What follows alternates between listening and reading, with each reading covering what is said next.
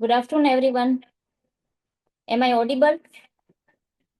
So, uh, first of all, gratitude to our master, Dr. Samuel Hahnemann, and gratitude to team homeo health કે જેમણે આજે આ platform provide કર્યું કે જેના માધ્યમથી આપણે હોમિયોપેથીમાં પીડિયાટ્રિક કેસીસમાં શું કરી શકીએ છીએ અને કઈ રીતે એપ્રોચ કરી શકીએ હોમિયોપેથિક મેડિસિનથી. અને ચેટ મને અમે વચાય છે, તો કોઈને પણ કોઈ ક્વેરી હોય કે શું કઈ રીતે આપણે કરી શકીએ તો એ પણ એમાં નાખજો, તો આપણે એ પણ સોલ્વ કરશું. તો બેસિકલી હું માઇન્ડ મેથડથી પ્રેક્ટિસ કરું છું. તો પીડિયાટ્રિક કેસીસ ના એપ્રોચ હું કઈ રીતે લઉં છું કે ઓબ્ઝર્વેશન છે, બિહેવિયર, એના પરથી કરું છું. અને વાય હોમિયોપેથિક મેડિસિન પીડિયાટ્રિક જ આજે શું કામે લીધું? પીડિયાટ્રિક એક એવી વસ્તુ છે કે બાળકો જે કઈ પણ છે આપણી સામે છે, પ્યોર છે, કઈ છુપાવતા નથી, રાઈટ? રડે છે, હસે છે, ચીડચીડિયાપણું છે, જે કઈ પણ છે એ બધું આપણને દેખાય છે. આ બંધ કરી. પ્લસ એ લોકોની એનર્જી લેવલ બહુ હાઈ છે, તો મેડિસિન બહુ જલ્દીથી સારી કામ કરે છે. કે જેટલા રિઝલ્ટ આપણને એડલ્ટમાં મળે છે એના કરતા ક્વિક અને ફાસ્ટ રિઝલ્ટ પીડિયાટ્રિક પેશન્ટમાં મળે છે. તો ઇઝી થઈ જાય છે, પ્લસ પીડિયાટ્રિક પેશન્ટ જોડે આપણને ડીલ કરવાની મજા પણ આવે છે. તો પીડિયાટ્રિક ઓપીડી એટલી બધી સારી રહે છે અને એટલા જલ્દી રિઝલ્ટ મળે છે. અને પ્લસ કોઈ પણ એક ફેમિલીમાં બધા માટે, પૈસાવાળા છે કે ગરીબ છે, બધાના માટે બાળક તો પ્રેશિયસ જ હોવાનું. અને જો એને સારું થશે તો આખું ફેમિલી તમારી જોડે આવશે. કારણ કે જ્યારે એક બાળક ઘરમાં બીમાર હોય તો આખું ઘર ડિસ્ટર્બ થઈ જતું હોય છે, કે ઘરનું વાતાવરણ આખું ચેન્જ થઈ જતું હોય છે. સ્પેશિયલી જ્યાં હું પ્રેક્ટિસ કરું છું તો સિંગલ પેરેન્ટ્સ હોય છે, બોથ વર્કિંગ હોય, તો ઘણી વખત ઘરમાં ઝઘડા પણ થતા હોય છે અને ઘરનું આખું વાતાવરણ ડિસ્ટર્બ થઈ જતું હોય છે. અને જ્યારે આપણે મેડિસિન આપીએ છીએ હોમિયોપેથિક, તો ઘરમાં શાંતિ થઈ જાય છે. પ્લસ આપણે ડિસ્પેન્સ કરવી મેડિસિન, કે પીડિયાટ્રિક પેશન્ટને એલોપેથિક મેડિસિન આપવી એક મોટી ટાસ્ક હોય છે પેરેન્ટ્સ માટે. કે એને પકડીને ઉગાડીને ગમે તે રીતે પીવડાવવાની, અડધી ઉલટી કરીને કાઢી દે, રડે, ઘણું બધું. જ્યારે આપણી મેડિસિન તો એટલા ચાવથી પેશન્ટ લે છે, સારું થઈ જાય તો પણ કે ચાલો ડોક્ટર આંટી પાસે દવા લેવા જાવી છે. તો એટલી બધી પસંદ પડે છે બાળકોને. તો પીડિયાટ્રિક ઉપર તમે થોડું કોન્સન્ટ્રેટ કરશો ને, તો એ તમને ઘણા બધા નંબર ઓફ પેશન્ટ્સ લાવી આપશે. એમાં સક્સેસ રેટ એટલો બધો સારો છે. Speak in English or Hindi? Okay. तो आज ये homeopathic approach in paediatric case, ये टॉपिक क्यों लिया ये मैंने बताया, क्योंकि ये बहुत इजी है, प्योर है। बच्चे जो भी है हमारे सामने ही है, रोते हैं, हंसते हैं, कुछ छुपाते नहीं है। फिर उसको मेडिसिन देना, एक एलोपैथिक मेडिसिन देना एक बड़ा टास्क रहता है पेरेंट्स के लिए, जो होम्योपैथिक मेडिसिन इजीली लेते हैं। और ये इम्यूनिटी भी बच्चों की इम्प्रूव करता है। तो बार बार जो बच्चे बीमार होते हैं वो जल्दी से बीमार नहीं होते, क्योंकि एनर्जी लेवल बच्चों का हाई होता है, तो होम्योपैथिक मेडिसिन जल्दी से असर करती है और सप्रेशन भी नहीं होते इतने। तो इसलिए होम्योपैथिक मेडिसिन बहुत अच्छे से काम करती है। और अगर आपने किसी की भी फैमिली में अगर बच्चे को ट्रीट किया तो पूरी फैमिली आपके पास आएगी, क्योंकि उनको एक कॉन्फिडेंस बैठ जाता है। और अभी तक मैंने जितने पेशेंट्स देखे हैं, आफ्टर स्टार्टिंग होम्योपैथिक मेडिसिन, उनका पीडियाट्रिशियन का खर्चा 0 हो जाता है, क्योंकि और विदाउट एंटीबायोटिक, एंटीबायोटिक 0 हो जाती है। कभी कभार अगर क्लिनिक बंद हो, छुट्टी हो, तो वो लोग पीसीएम दे देते हैं, इससे आगे और कोई दवाई देनी नहीं पड़ती। ठीक है? तो होम्योपैथिक मेडिसिन के इतने सारे बेनिफिट्स हैं। मेरे पास पीडियाट्रिशियन के भी बच्चे हैं, क्योंकि वो लोग भी जानते हैं कि हम कितनी देंगे। मीन्स एवरी वीक अगर बच्चा बीमार होता है, तो एवरी वीक कितनी बार, means after every 8 to 10 days कितनी बार एंटीबायोटिक रिपीट करेंगे। तो मेरे पास ऐसे पीडियाट्रिशियन के भी बच्चे हैं, पीडियाट्रिक एंडोक्राइनोलॉजिस्ट के भी बच्चे हैं, काफी कुछ। मीन्स डॉक्टर्स कंसल्टेंट तो रहते ही, लेकिन उसके बच्चे और पेरेंट्स, उनके लिए वो लोग होम्योपैथी प्रिफर करते हैं। अपने पेशेंट को तो नहीं बताएंगे, लेकिन अपने लिए, अपने बच्चे के लिए, अपने पेरेंट्स के लिए वो सब लोग होम्योपैथी प्रिफर करते हैं। तो जैसे मैं प्रैक्टिस करती हूँ माइंड मेथड से, राइट, तो उसमें मैं ज्यादा तो ऑब्जर्वेशन से देती हूँ। तो हर एक बच्चा अलग है। आप सबने नोटिस किया है ना कि कोई चिड़चिड़ा रहता है, कोई एकदम प्लेफुल होता है, कोई गुस्से वाला, कोई जिद्दी, कोई रोतलू। हम्म तो हर एक बच्चा अलग है, तो हर एक की मेडिसिन एक कैसे आएगी, राइट। तो जिसकी जैसी पर्सनालिटी है वैसे हम देंगे। तो फर्स्ट जैसे कोई एंटर हुआ क्लिनिक में, तो एंट्रेंस के टाइम पे ही जो रोता है, तो वो कौन कौन से बच्चे हो सकते हैं? Like stramonium, hyoscyamus, calcarea carb. तो स्ट्रेमोनियम का क्या है कि वो थोड़ी देर रोता है, फिर उसको पता चला कि यहाँ इंजेक्शन वगैरह नहीं है, तो फिर वो थोड़ी देर में नॉर्मल हो जाता है। और हायोसाइमस, हायोसाइमस तो शायद अंदर भी ना आए, दौड़ के वापस भी जाने लगे, क्योंकि उसको इतना फियर रहता है, बिकॉज ऑफ पास्ट एक्सपीरियंस के। पिछले डॉक्टर के पास गए थे, उसने इंजेक्शन लगवा दिया, सुई लगा दी, तो वो अंदर आएगा ही नहीं, बाहर ही भागेगा। और उसकी आंख में आपको एक डर और सस्पिशियसनेस दोनों दिखेंगे। और उसकी नजर अगर बैठ गया, आ गया इधर, तो हम क्या कर रहे हैं, जैसे मैंने ड्रोवर खोला, पेन निकाली, तो तुरंत डर डर जाएगा, करे ये क्या करने वाली है, इंजेक्शन तो नहीं देगी। तो कांस्टेंट उसकी आंखें हमारी मूवमेंट के ऊपर रहती है कि ये क्या करेगी। या फिर हम जैसे बोले कि बच्चे, अगर हमने पूछा कि डर लगता है इंजेक्शन, नहीं नहीं मुझे तो नहीं लगता, और फिर तो फिर बोले दे दो, हाँ दे दो। जैसे ही ड्रोवर खोला, एक पेन या कुछ निकाला, वैसे ही रोने लगते हैं। तो वो अफेक्टेशन में था, जो उसका अफेक्टेशन टूट गया, तो वहां भी उसका फियर दिखा। तो ऐसे फियरफुल बच्चे आपने काफी देखे होंगे। कई बच्चे ऐसे रहते हैं जो मदर के साथ उसके पीछे छुप के आते हैं, मदर से चिपके रहते हैं। तो बराइटा भी ऐसा रहता है कि माँ के पीछे छुपा रहता है। और स्ट्रेमोनियम, आज सुबह का ही अगर एक पेशेंट बोलूं, तो छोटी लड़की आई, तो सामने देखा नहीं उसे, ऐसा मुंह करके ऐसे ऐसे करके आई, और मेरे साइड में जो टेबल था उसके ऊपर बैठ गई, और टेबल पे बैठ के ही ऐसे देखने लगी बाहर की ओर, मैं इधर हूं, मेरे सामने नहीं।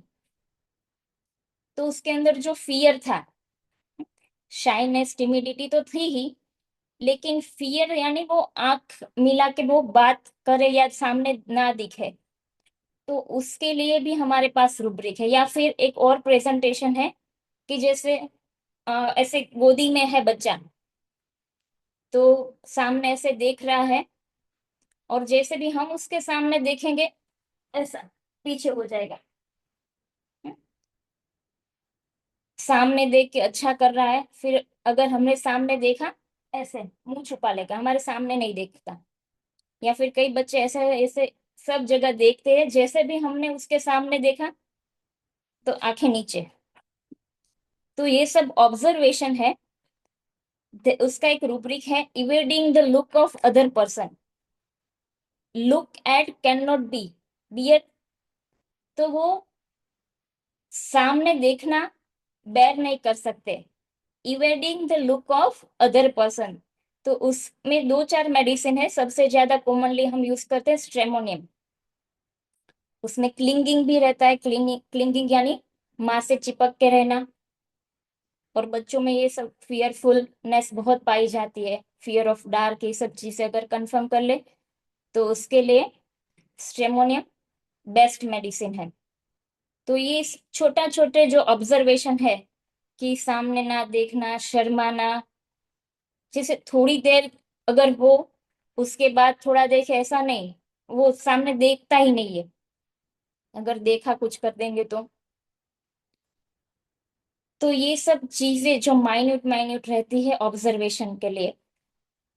उसके बाद अगर हम आगे थोड़ा देखें, जैसे हम पेशेंट को पूछते हैं, मीन्स पेरेंट्स को पूछते हैं कि जब बच्चा बीमार होता है तब वो क्या करता है, उसके बिहेवियर में क्या चेंज आता है।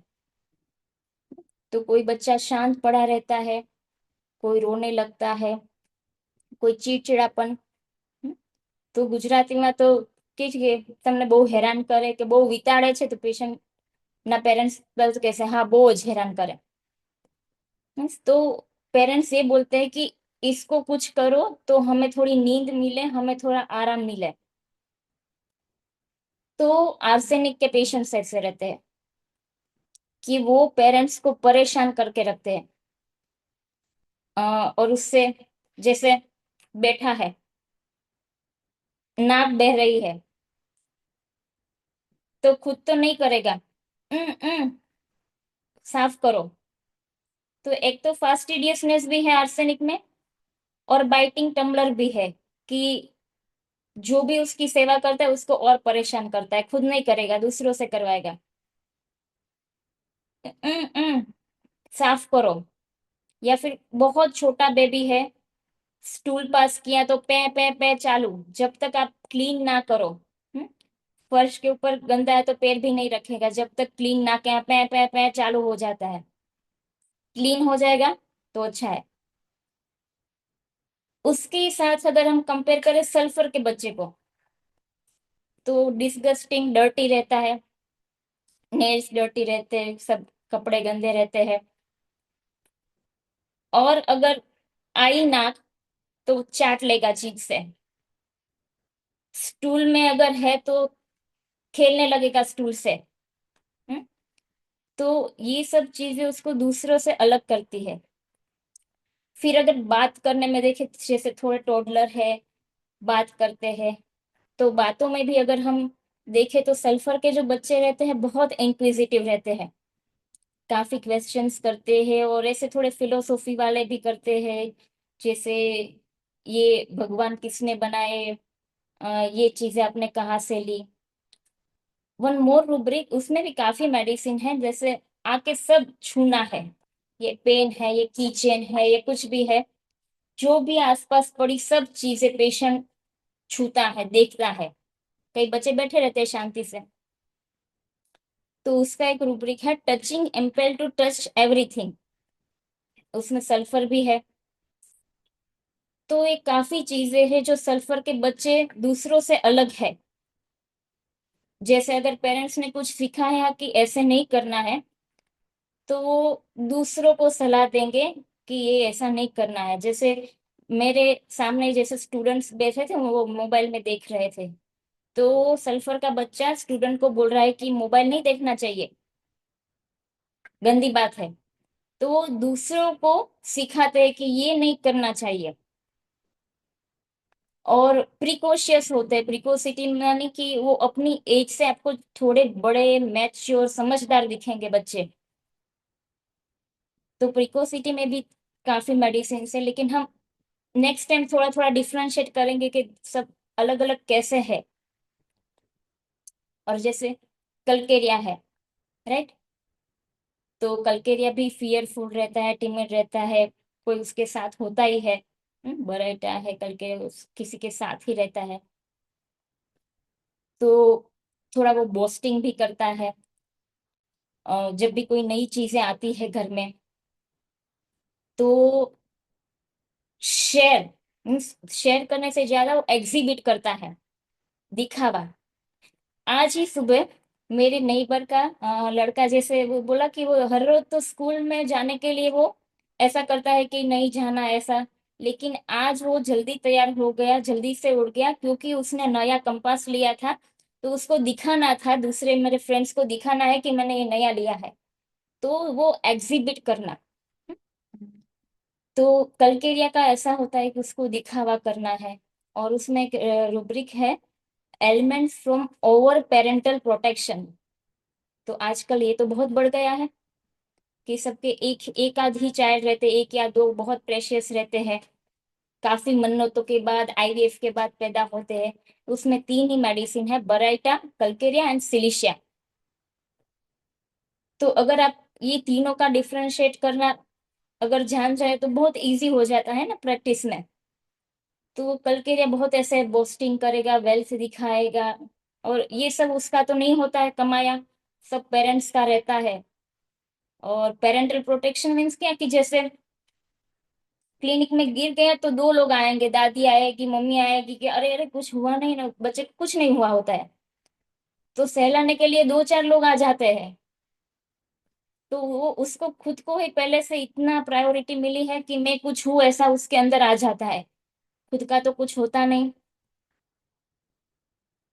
तो काफी कोई जैसे बर्थडे भी सेलिब्रेट करते हैं तो बच्चों की एंट्री ऐसी धमाकेदार, बाइक के ऊपर आना, बलून्स, ये वो, गोगल्स लगाना, ये सब चीजें।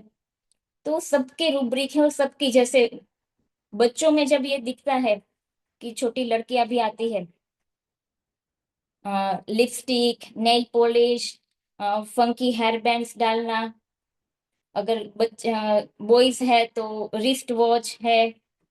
एक पेशेंट बोला कि वो इधर आना होता है तो वो फुल पैंट पहन के ही आता है, उसको जीन्स भी पहना, शूज भी पहना है, और गॉगल्स भी चाहिए। तो ये सब चीज का एक रूब्रिक है, कॉकेटिश टू मच इन चिल्ड्रन। तो उसमें भी थोड़ी मेडिसिन है, तो आपका बहुत लिमिटेड मेडिसिन आती है, फिर हम उसमें से डिफ्रेंशिएट कर सकते हैं। तो ये कॉकेटिस बच्चे रहते हैं, उनको तैयार होना, ऐसे कपड़े अपने से चूज करना, hairstyle, hair band, wrist watch, cap, shoes, ये सब चीजें, परफ्यूम, ये सब चीजें बहुत अच्छी लगती है। तो हर एक बच्चा तो ऐसा नहीं करता, हर एक बच्चा ऐसे बिहेव नहीं करता ना हमारे पास आता है तो जब बीमार होता है तब क्या करता है, कोई ऐसे रहते हैं जो मदर को नहीं छोड़ते, क्लिंगिंग, कि उसको मम्मी उसके पास ही चाहिए, किसी को अकेला ही रहना है। किसी को कोई फर्क ही नहीं पड़ता। और कोई पेशेंट को कुछ पूछो तो बताते ही नहीं, बोलते ही नहीं। जैसे सिलिशिया है, अगर ऐसे बैठे हैं, हमने पूछा क्या नाम है तुम्हारा, ऐसे क्या नाम है, तो नहीं बोलेगा, दो बार, तीन बार, चार बार भी ऐसे ही। तो उसके भी रूब्रिक है, एक तो टिमिडिटी एंड ऑब्स्टिनसी। टिमिड भी है और ऑब्स्टिनेट भी है, बोलना भी नहीं है और शर्माना, ये दोनों चीजें। तो ऐसे हम रूब्रिक्स के थ्रू डिफरेंशिएट कर सकते हैं। फिर वो बच्चे इतने शाय रहते हैं, अगर हमने कुछ पूछा तो rather giving answer to doctor, they will mutter to the attendant, means कोई भी जो उसके साथ अटेंडेंट आया है, पेरेंट्स है, ग्रैंड पेरेंट्स है, तो उसके कान में जाके बोलेगा। तो सिलिशिया ऐसा करता है बिकॉज ऑफ टिमिडिटी। तो ये सब चीजें दूसरों से अलग है। कोई बच्चे जो बहुत मीन्स शर्माना नहीं, बोलना ही नहीं, जैसे हमने कुछ पूछा उसे तो सामने कर देगा इशारा, मम्मी या किसी को, कि तुम बताओ ऐसे। और जब बीमार होते हैं तो कुछ फर्क ही नहीं पड़ता। जैसे एक लड़की थी, खांसती रहती थी बैठे बैठे, बोला कि कुछ आपको परेशान करती है, रोती है, घबरा जाती है, डर जाती है, वॉमिटिंग करती है, कुछ नहीं। और मैंने भी देखा कि एक बार पेशेंट है तो वेटिंग में वो सोफे पे बैठ के खांसती रहती थी, मेरे पास सीसीटीवी है तो मैंने उसमें देखा कि क्या कर रही थी, थोड़ा ऑब्जर्व तो करूं कि मुझे पता चले। कुछ नहीं, बैठे बैठे खांसती रहती थी, बहुत खांसी थी, खांसती रहती, इनडिफरेंस। और कुछ भी वो जो एक आंसर नहीं, नॉट अ सिंगल वर्ड। तो इनडिफरेंस टू सफरिंग और timidity in transaction of business, कि उसको बात करना, बोलना, उसमें बहुत टिमिडिटी रहती है। तो उसकी एक मेडिसिन है ओपियम। तो ऐसे करके उसकी खांसी अभी चले गई है, विंटर में कोई तकलीफ ही नहीं हुई। तो ऐसे बहुत सारे पेशेंट्स हैं जो हम काफी जो एलर्जी कंडीशन, जो बच्चे बहुत परेशान रहते हैं, पेरेंट्स भी परेशान हो जाते हैं, वो सिंगल मेडिसिन, सिंगल डोज या फ्यू डोज से बहुत अच्छे हो जाते हैं। जैसे मेरे पास चॉकलेट का डिब्बा है, ऐसे मैं थोड़े रखती, थोड़े टॉयज भी रखती हूँ कि बच्चे आए तो उसको ऑफर करें। तो जैसे हम देते हैं, हमें पूरा, मैं ऐसे डिब्बा ही रख देती थी शुरू में, तो ऐसे कि बायोकेमिक मेडिसिन का खाली हुआ तो उसमें चॉकलेट भर दी। तो चॉकलेट देने के बाद वो क्या करता है, हम्म? जैसे आर्सेनिक है, arsenic are greedy, arsenic patients are greedy. तो 10 मिनट्स है।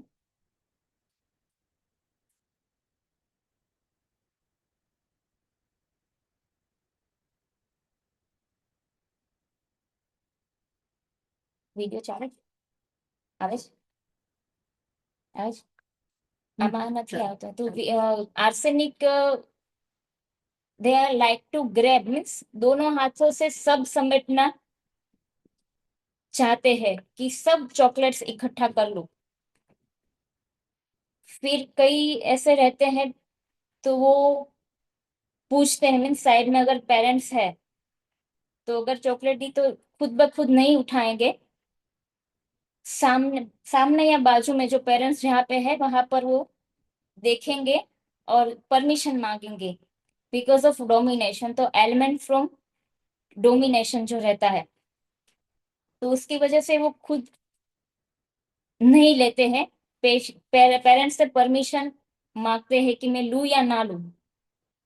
फिर अगर आर्सेनिक है तो क्या करते हैं, एक दी, दूसरी भी मांगे, भाई के लिए दे दो, बहन के लिए दे दो, और वो शेयर भी नहीं करते, दोनों के दोनों खुद हड़प जाते हैं। हम्म? तो ये सब चीजें हमें पेरेंट्स से काफी मिलती है। जैसे लाइको बच्चे हैं, तो लाइको बच्चे कैसे रहते हैं कि एक मेरे पास था, पेनाइल, इन्फेंटाइल पेनाइल का था। तो उसके पेरेंट्स ने क्या स्थिति कि वो घर में बड़ा था और जॉइंट फैमिली थे, तो बहुत सारे बच्चे थे। तो सबको परेशान करता था, झगड़ा करता था, मारता था, करता था। लेकिन जैसे ही उसके पापा घर आते थे, तो वो क्या करता था, उसके सामने रोने लगता था। आमा चालू कर दें।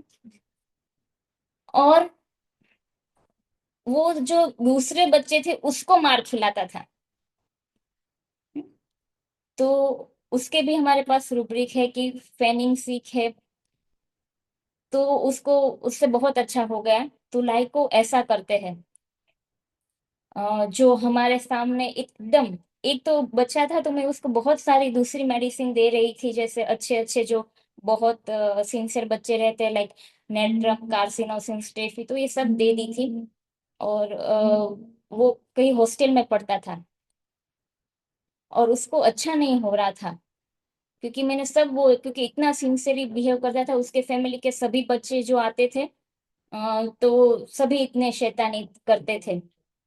तो फिर एक बार उसके पापा दवाई लेने आए, तो मैंने बोला कि ये बहुत मीन्स सिंसियर है, बहुत ऐसा शांत है। तो बोला कि नहीं, आप एक बार घर पे आके देखो, कि वो कितना परेशान करता है। और फिर मैंने उसको लाइको दिया और तब से उसके स्किन एब्शन सभी गायब हो गए। तो लाइको ऐसे रहते हैं कि टीचर उसकी बहुत तारीफ करती है, हमारे क्लिनिक में भी बहुत अच्छे से बिहेव करते हैं।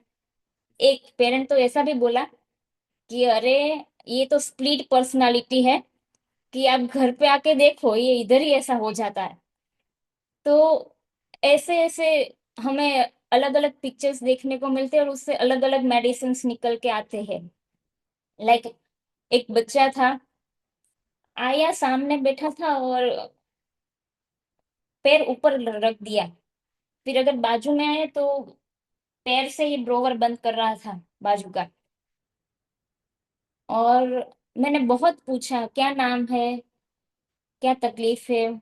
उसका नाम था प्रेनित था। मैंने बोला, प्रेनित क्या हुआ, प्रेनित क्या तकलीफ है, प्रेनित 4 बार 5 बार बोला, लेकिन सामने भी नहीं देखता है और बात भी नहीं करता है। तो उसका रूब्रिक है डिल्यूजन डेफ, डिल्यूजन डम ही इज। और जो उसकी जो ये सब चीजें थी कि पैर ऊपर रखना, डर्टिंग, तो वेरेट्रम एल्बम उसको दी, क्योंकि पर्सनालिटी ऐसी थी। जैसे वेरेट्रम प्रिंस की तरह रहते हैं, जैसे मैं राजा हूँ, राजा का बेटा हूँ। राजा तो फिर भी काम करते, लेकिन प्रिंस को तो कुछ नहीं करना है। तो अगर वेटिंग में भी बैठे हैं, बीमार है, तो उसके एक सर दबा रहा है, दूसरा पैर दबा रहा है, तो इतना उसके घर में एक ही सिंगल चाइल्ड रहता है, तो बहुत ऐसा चढ़ा दिया होता है। तो ऐसे ऐसे बहुत थोड़े थोड़े ऑब्जर्वेशन है, उससे बहुत अच्छे से निकल जाते हैं पेशेंट्स। और इम्यूनिटी इतनी अच्छी होती है कि बच्चे बार बार बीमार ही नहीं पड़ते। एक बार मेडिसिन दी, दूसरी बार शायद कभी देने की जरूरी नहीं पड़ती। और बहुत अगर छोटे हैं, रोते हैं, तो उसमें भी क्या करने से शांत होते हैं आपके बच्चे, ये भी हमें पूछना है। तो अगर आप लेके चलो या घूमो फिरो तो अच्छा रहता है। तो उसमें है कैरी डिजायर एमलुरेट, तो उसमें मेडिसिन है कैमोमिला, कि बहुत चिड़चिड़ा स्नैपी बच्चा रहता है, कि हमें पीवीस, कि हमें अच्छा नहीं लगता उसको देखना, इतना रोना। लेकिन उसको आप लेके घूमो तो अच्छा रहेगा। लेकिन कई बच्चे ऐसे रहते हैं, उसको कुछ भी करो आराम नहीं होता। क्वाइटेड कैन नॉट बी। उसको लेकर घूमो, उसको जो चाहिए वो चीज, तो कैप्रिशियसनेस रहता है ना, कि वो मांगता है मुझे ये चाहिए, वो दे तो वो फेंक दिया, ये चाहिए तो वो फेंक दिया, सब चीजें फेंक देनी है। तो उसके लिए मेडिसिन है सीना, क्वाइटेड कैन नॉट बी। तो काफी ऐसी अलग अलग चीजें हैं जो हमें ऑब्जर्व करनी है, और पेरेंट्स को पूछना है कि जब वो बीमार होता है तो क्या करता है। पड़ा रहता है, आपको चिपक के रहता है, आपको काम नहीं करने देता। ये सब चीजें हमारे लिए इतनी इम्पोर्टेंट है। अ, जैसे बेलाडोना बच्चे खेलते हैं, गाते हैं, मस्त रहते हैं, प्लेफुल है। हाँ, और ये चॉकलेट वाला, जैसे मैंने बताया, एक बच्चे को मैंने ऐसे चॉकलेट दी, इक्लेयर्स रहती थी, नहीं ली। हाँ, उसके क्या बोल दिया कि इससे अच्छी ये तो मेरे फ्रीज में पड़ी है चॉकलेट, तो प्लेटिना। तो सिंपल ऐसे थोड़े थोड़े ऑब्जर्वेशन से हम थोड़ा करें कि टॉय दिया, कई बच्चे टॉय लेकर जाते हैं घर पे, रो के कुछ भी करते हैं। तो कलकेरिया ऐसा करता है।